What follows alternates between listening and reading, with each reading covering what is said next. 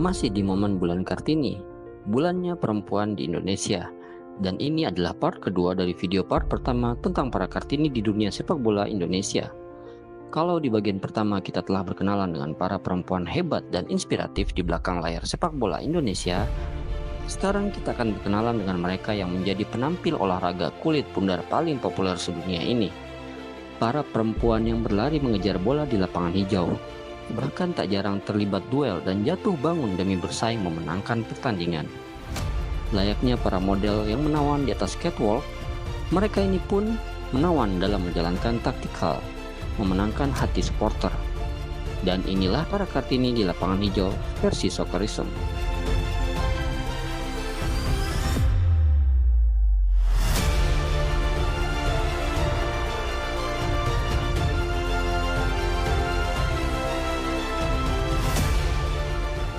Dalam Soccerism, kami telah memilih 5 orang pemain dari Timnas Putri Indonesia. Para pemain ini dipilih dengan melihat latar belakang mereka yang menurut kami memiliki sesuatu yang unik dan inspiratif bagi dunia sepak bola. Khususnya sepak bola wanita Indonesia yang sedang dalam fase pertumbuhan.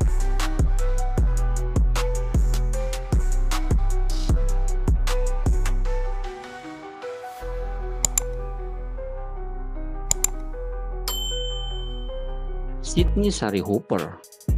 Dari namanya saja sudah ketahuan ada nuansa Indonesianya ya. Dia seorang gelandang muda yang menjanjikan, kini tengah mencuri perhatian di kancah sepak bola wanita Indonesia. Bermain untuk timnas wanita Indonesia, bakatnya mulai terlihat sejak kecil, saat ia pertama kali mengenal sepak bola di usia 6 tahun. Dari sana, ia berkembang di Tulsa SC, sebuah klub sepak bola muda yang berlaga di Elite Clubs National League. Di sana, Sydney belajar mengolah bola, mengasah teknik, dan membangun fondasi karir yang kemudian membawanya ke level internasional. Dengan darah campuran Indonesia dari ibunya, Kartika, yang berasal dari Jakarta, Sydney mulai berkarir di level nasional yang lebih tinggi. Pada bulan Juli 2024, ia debut untuk timnas wanita Indonesia dalam laga persahabatan melawan Hong Kong.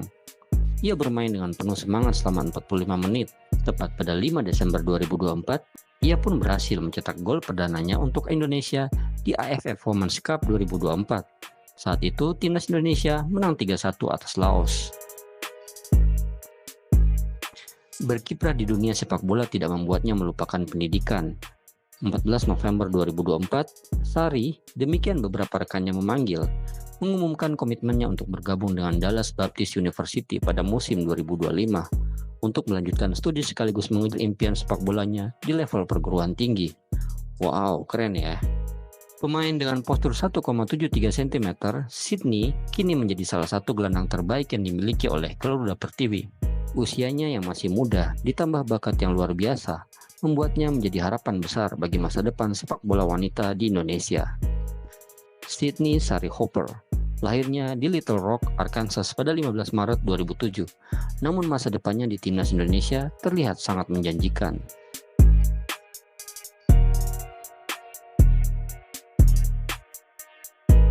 Zahra Musdalifah lahir pada 4 April 2001 di Jakarta. Ia adalah bintang lapangan hijau yang memikat hati. Saat usianya 7 tahun, ia telah jatuh cinta pada sepak bola. Dan berkat perkenalan sang ayah, perjalanannya dimulai. Ia memulai di sebuah sekolah sepak bola Madani Meruya, kemudian lanjut ke Sekolah Sepak Bola Patriot Merah Putih dan Asia Football Academy pada 2012. Ia menjadi satu-satunya pesepak bola perempuan yang berkompetisi di Liga Kompas Gramedia U14 Panasonic musim 2015-2016. Di level klub, Zahra memperkuat Persija Putri, di mana ia menjabat sebagai kapten tim. Prestasinya bersama tim nasional Indonesia tak kalah gemilang. Ia turut membawa Garuda Pertiwi lolos ke Piala Asia Wanita 2022. Pada bulan Juli 2023, Zahra menorehkan sejarah baru dengan bergabung bersama klub Jepang Cerezo Osaka Yanmar Ladies setelah menjalani 2 kali trial di Jepang. Klub yang sama di mana Justin Hubner, bek timnas putra senior itu pernah dipinjamkan dari Wolverhampton U21. Dengan dedikasi dan prestasinya, Zahra Musdalifah terus menginspirasi banyak orang. Ini membuktikan bahwa passion dan kerja keras dapat membawa seseorang menembus batas-batas tanpa memandang jenis kelamin. Zahra Musdalifah adalah contoh Kartini sepak bola Indonesia yang pantang menyerah mengharumkan Indonesia di kancah dunia.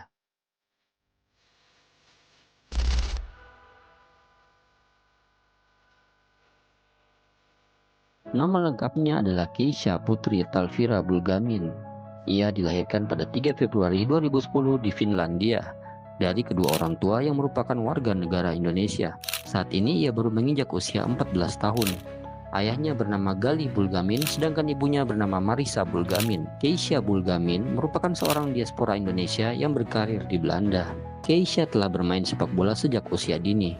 Di Finlandia, ia memulai karirnya dengan bergabung dalam klub sepak bola laki-laki, HJK Helsinki, hingga kemudian demi mengejar impiannya untuk berkarir di dunia sepak bola wanita yang lebih maju, Keisha meninggalkan Finlandia dan pindah ke Belanda.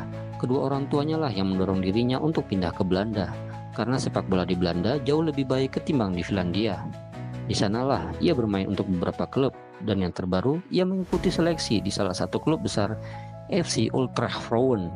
Meski telah mendapatkan kesempatan untuk bermain bersama tim wanita, Keisha pindah ke Dream Team Boys Fortius Boys U14. Di tim pria ini, ia berlaga di Divisi 4 Liga Belanda. Menurut Keisha, bermain dengan para pemain pria memberikan ia banyak pelajaran dan pengalaman berharga. Ini semua karena intensitas permainan yang lebih tinggi dan kotak fisik yang lebih kuat. Itu membuatnya semakin berkembang sebagai pemain.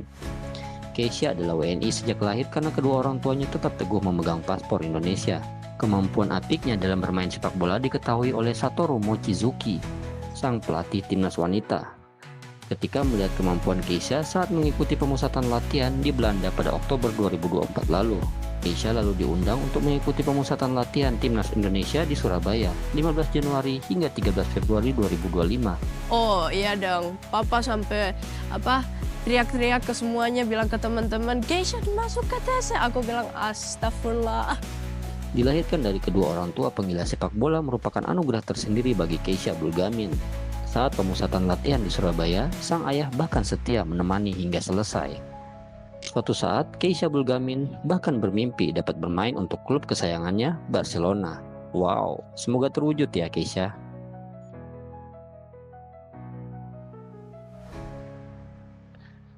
Berikutnya juga tentang perempuan hebat lain yang membanggakan negara. Namanya Salika Aurelia Vianrisa, lahir pada 1 Agustus 2003 di Jakarta. Memulai perjalanan sepak bolanya dengan tampil menonjol di level nasional, hingga pada tahun 2019 ia menjalani trial bersama tim putri West Ham United di Inggris, kemudian Bayern Munchen di Jerman pada 2021. Pada bulan Januari 2022, Salika menandatangani kontrak dengan Roma Calcio Femminile, klub Serie B Italia, menjadikan ia pemain wanita Indonesia pertama yang berkarir di Eropa. Kontraknya dengan klub ibu kota Italia itu hanya berlangsung 1 musim, sesuai dengan kebijakan klub yang umumnya menawarkan kontrak 1 hingga 2 tahun untuk para pemain wanita.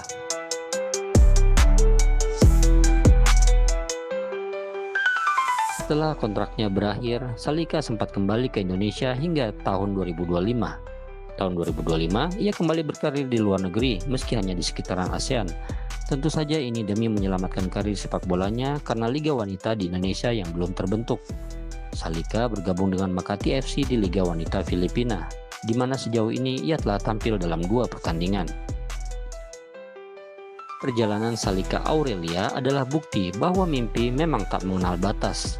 Dari lapangan di Jakarta hingga rumput hijau Eropa hingga sampai Filipina, ia tak hanya berlari mengejar kemenangan, tapi juga membuka jalan, sebuah jalan panjang bagi banyak perempuan muda Indonesia untuk menggapai mimpi mereka di dunia sepak bola.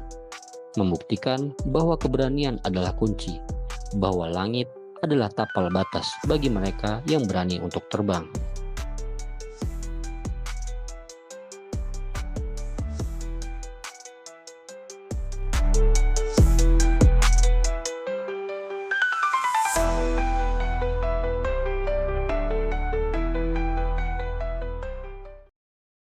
Ini dia salah satu rising star timnas putri saat ini, Claudia Schoenemann. Claudia memulai perjalanan sepak bolanya pada tahun 2018 di sekolah sepak bola Young Warrior FA yang berbasis di Serpong Utara, Tangerang Selatan. Di sana, ia berkompetisi di Indonesia Junior League kategori U9, yang mayoritas pesertanya adalah anak laki-laki. Bersaing dengan para anak lelaki tidak menjadikan Claudia inferior, melainkan justru semakin kuat. Di samping bakat sepak bola yang memang ia warisi dari sang ayah, Ralph Seunemann, saudara dari mantan pelatih timnas putri dan juga mantan pelatih Persema, Timo Schaunemann. Blasteran Jerman Indonesia itu kini baru menginjak 16 tahun. Namun, reputasinya sebagai pesepak bola wanita, khususnya di Indonesia yang belum memiliki liga wanita profesional, sangat mengagumkan. Dengan skill yang ia miliki, Klau, sapaan akrabnya, telah dipanggil timnas U18 wanita di usia yang baru menginjak 13 tahun. Bahkan, pada ajang AFF Women Cup 2024, Claudia mencetak 2 gol kala bersua Malaysia di fase grup dan Singapura di semifinal. Sejak debutnya di timnas senior, Claudia telah mencatatkan 8 caps dan menyumbang 6 gol untuk Indonesia. Ini menjadikannya top skor sepanjang masa timnas wanita Indonesia. Ingat, usianya bahkan belum menginjak 18. Tahun 2024, Klau menjalani trial di klub Hamburg SV, salah satu klub muda di Jerman. Ia mengikuti pemusatan latihan di Hamburg SV U17 dan berhasil mencetak gol dalam pertandingan uji coba terakhirnya. Ia pun bergabung secara resmi ke klub itu pada bulan Agustus 2024. Di usia belia pun, ia membawa timnas wanita senior menjuarai AFF Women Cup 2024 di bawah arahan pelatih Satoru Mochizuki. Kombinasi skill individu, visi permainan, dan ketajamannya di depan gawang lawan membuat Claudia Schaunemann menjadi pemain yang selalu ditakuti lawan. Dari Claudia kita belajar bahwa Tuhan yang adil menganugerahkan bakat sepak bola yang sama, baik pada pria maupun pada wanita. Tinggal bagaimana sang pemain berlatih dan bekerja keras.